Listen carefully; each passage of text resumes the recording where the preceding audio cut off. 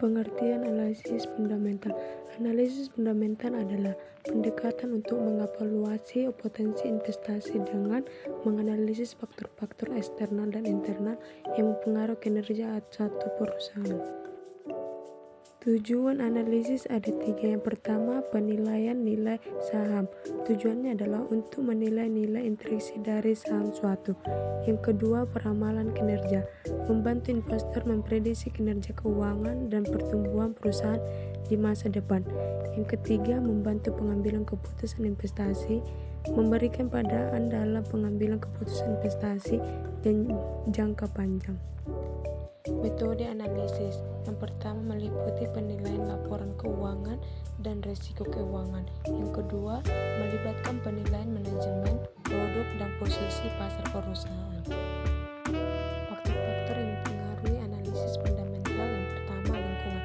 Perkembangan ekonomi global dan nasional berdampak pada analisis fundamental suatu perusahaan.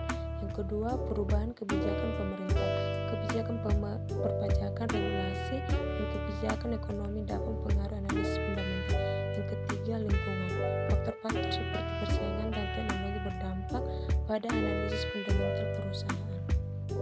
Pengertian analisis. Analisis teknikal adalah pendekatan untuk memprediksi pergerakan harga saham dengan menganalisis data historis pasar, terutama harga dan volume perdagangan. Tujuan analisis ada 3. Yang pertama, identifikasi, menganalisis tren pasar untuk mengambil keputusan perdagangan. Yang kedua, mengadaptasi pola perilaku harga, memahami pola perilaku harga saham untuk mencari peluang perdagangan yang menguntungkan.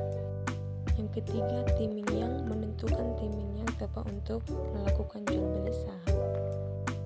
Metode analisis. Yang pertama, chart pattern, menganalisis pola grafik harga seperti support, resistance, dan Levotine retracement.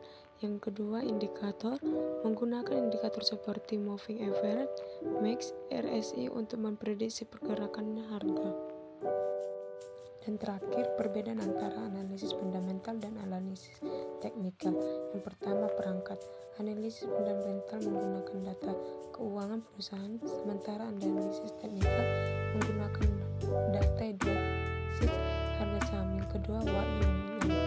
Analisis fundamental berfokus pada investasi jangka panjang, sedangkan analisis teknikal digunakan untuk trading jangka pendek dan menengah. Yang ketiga, pendekatan.